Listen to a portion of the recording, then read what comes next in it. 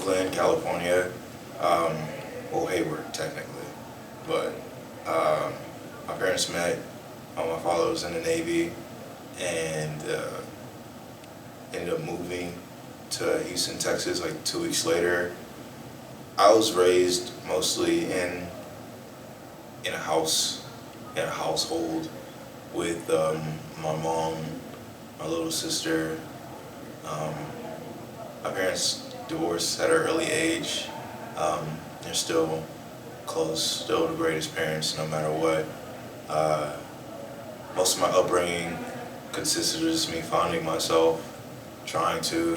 I feel like I was always weird, so like, with all things considering, most of my upbringing feels like I was mostly not on my own, but on my own journey, and it really felt like no one else was on. Just consistent. It was a good house. It was good. My parents taught me things, but it definitely consisted of me being an individual for most of it. So do you have any influences or role models that helped you through this? My dad definitely. He's definitely given me. He was the first person to kind of show me that it's okay to be you and to be happy. My dad, because he just always, he worked real hard to give me and my little sister whatever he wanted. So, my father is a really big influence on me on the grounds of, because when I was younger, my dad, first big piece of advice my dad ever really gave me was that life isn't fair, nothing is free. But doesn't mean you can't have a really nice human experience. So I guess when it comes down to role models, I'd say my dad is my biggest one.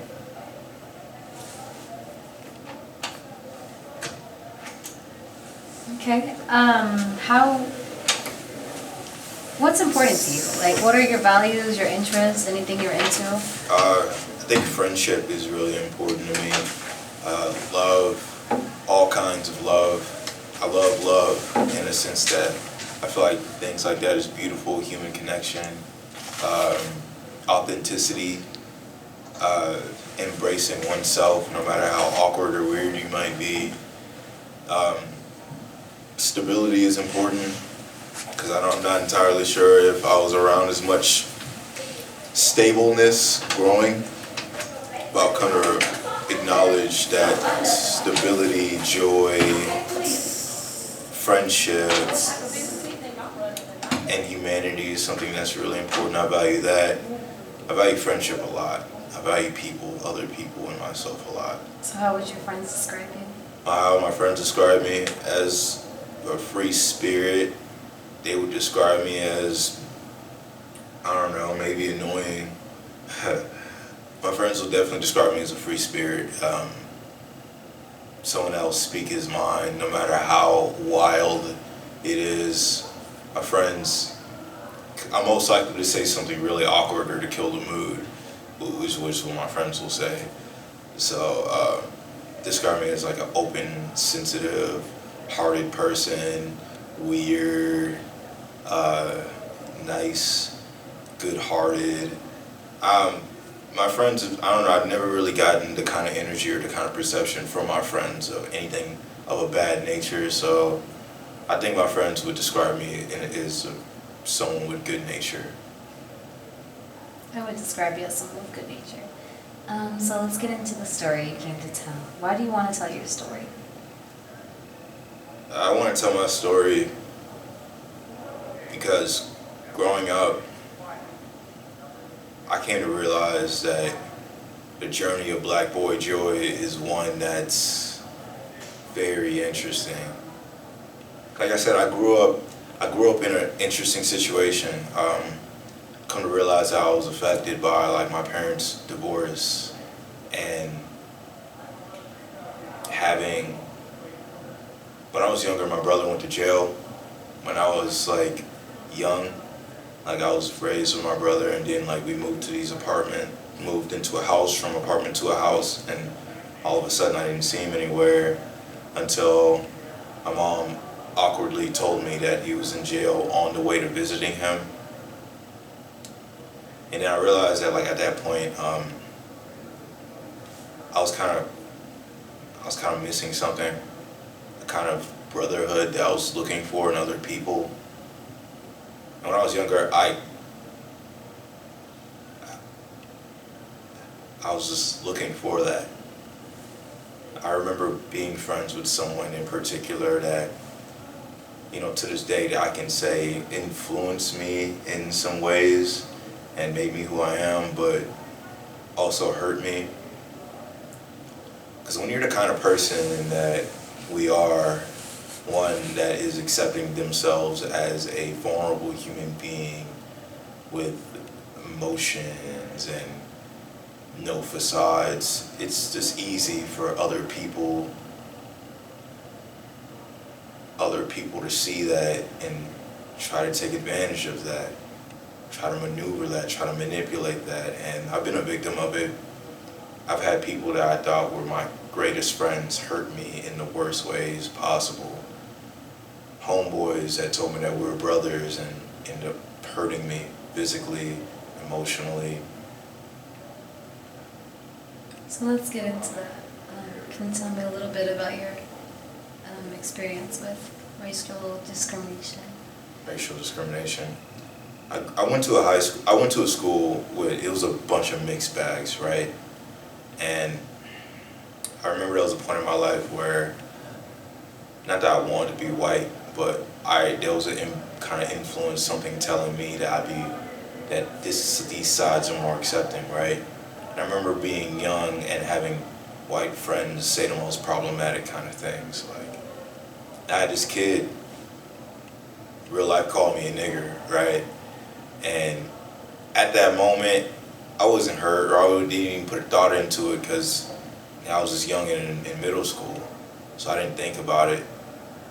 But then you just start realizing how problematic some things get, and it's crazy. When it comes down to racial discrimination, I've witnessed the effects of other people who've been racially discriminated. My mom's part of the family in Louisiana come from the country and the hoods, and like, when you see those kind of people these people go through that, you kind of realize that the kind of perceptions that other people have is because they've been beaten down by a system for so long. I can't say, I've been fortunate to not have such an upfront racial thing happen to me, but it's not to say that I'm not affected, that I don't look at my family who are coming from hoods and stuff like that, that I can't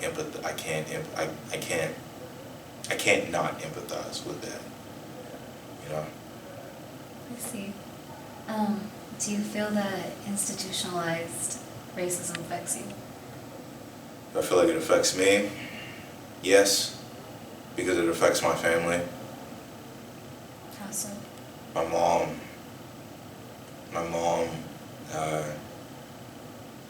my family pretty much is just like, they've come from a place of hurt, coming from a real small town in Louisiana with 10 kids in one house, and a patriarchal kind of nature with my grandfather, may he rest in peace. And they're all living under this, like, I make the money, I make the rules, granddad's working for the white man. And in that kind of environment, they're not so focused on the things that might be toxic, the things that might be detrimental or hurtful for their growing. They're struggling. They're struggling.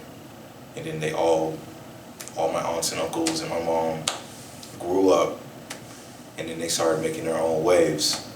And it started settling in when, like, I witnessed or seen or known some family members getting caught up under drugs, getting arrested repeatedly, having cousins that can't necessarily get their lives together, repeatedly getting in trouble, going to jail, and my mom accepting them in my house, because it kicks in kind of like that in the mindset. Institutional racism kicks into the mindset, it comes in contact when I see parts of my family doing the same things over and over again, and then asking my mom for a place to stay because we moved out the hood. We got a house in the suburbs and stuff, and then they come in and then end up following the same rhythms. I think institutional racism affects people in the mindset on the basis of like, I guess I can't get out of this situation. And that's honestly really sad to see because like, I'm one of a few people of my family even go to college. So when you grow up and like get more knowledgeable of some things, you start to look at your family and look at some things in your life, and it gets more real. Because when I was young, I was just looking at everything from a young perspective, not necessarily knowing the financial burdens or habits or negative aspects of it. So I feel like institutional racism has played a part in my life from what I've just seen from the people around me. My friends who don't really have too much opportunities in their lives because of where they came up, you know, so. And how does this impact your experiences? Like, I'm sorry. Okay. How does this impact the way you see others? It impacts the way I see others by giving me a lot more empathy. I've grown to have a lot more empathy in people. Because it's true that you just don't know what people went through.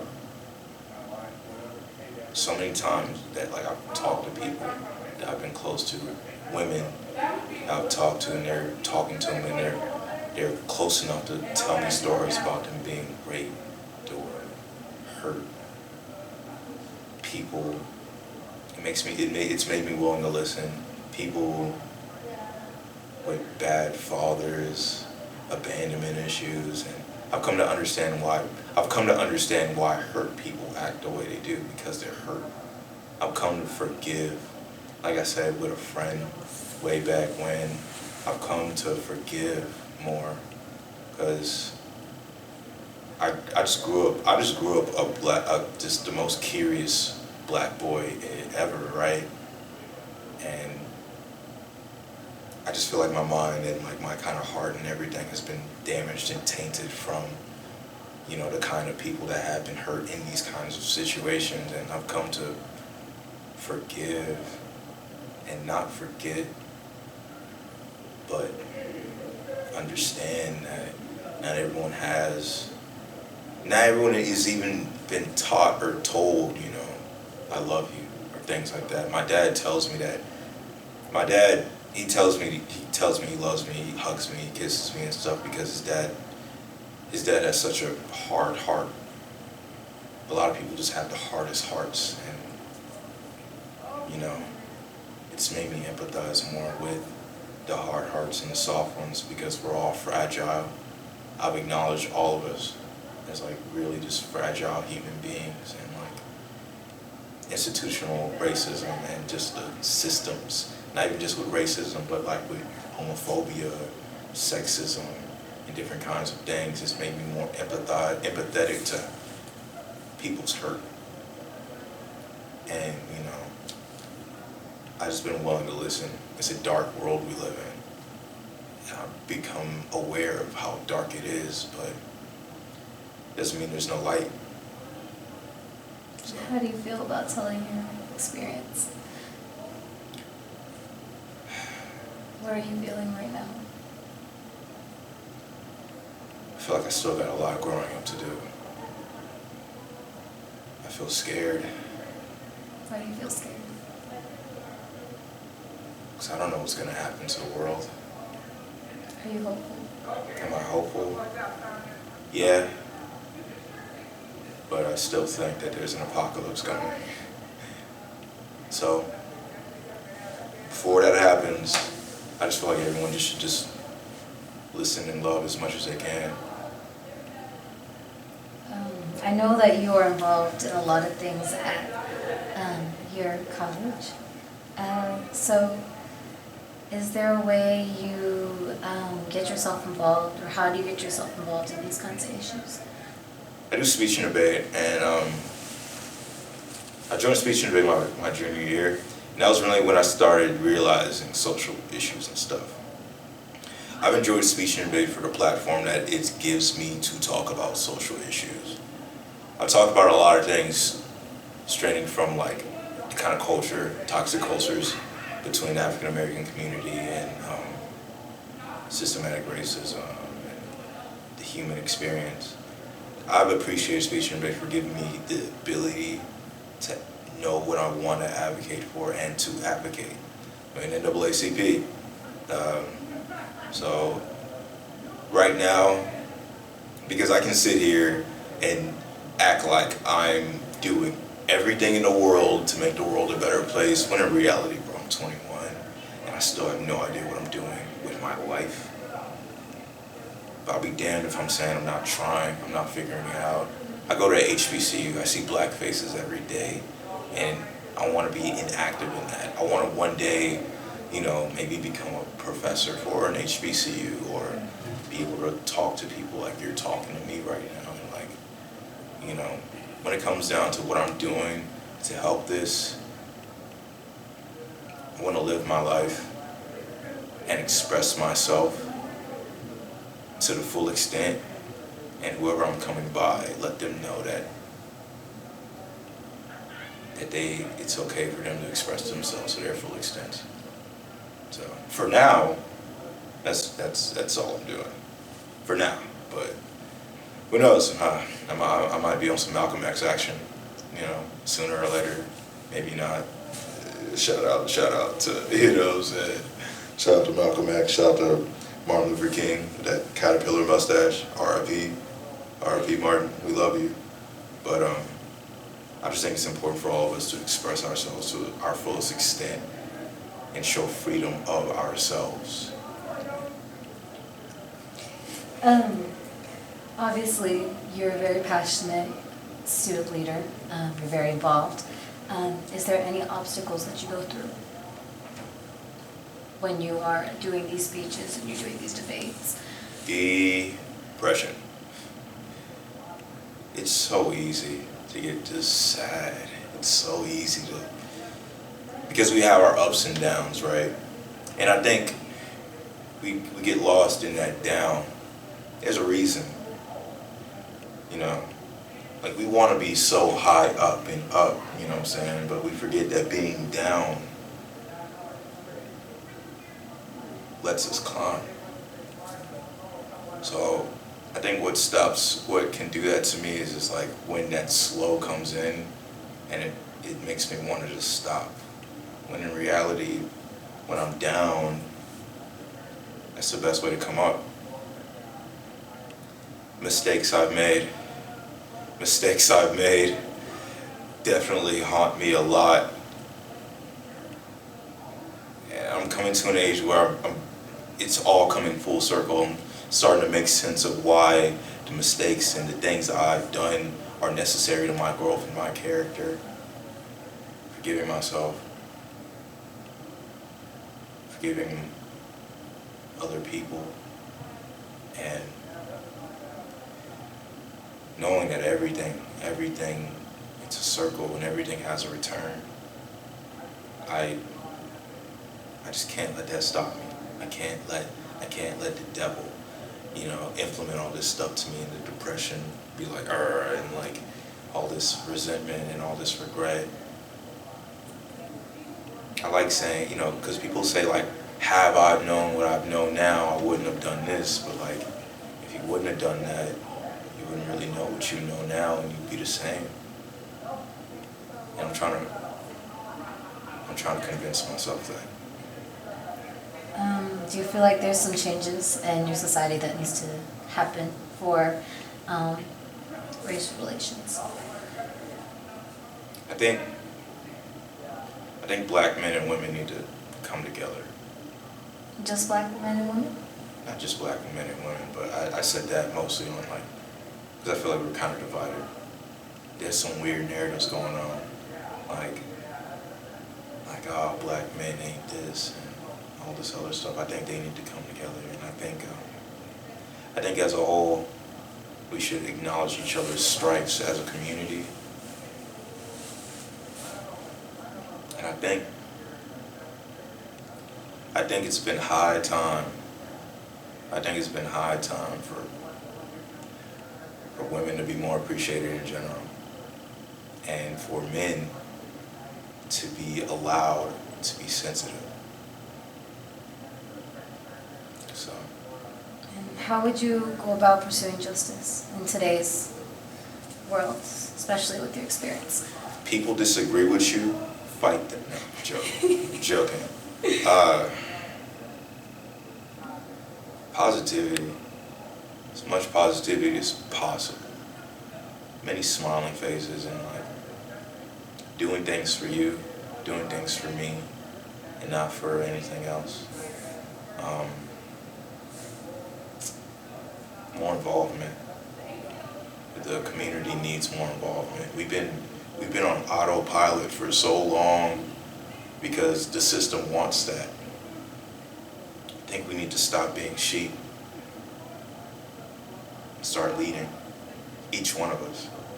Not rely on just one person to make that change, but for each one of us to play our part and know that we're all like leading roles in our own internal TV show, and that's our purpose.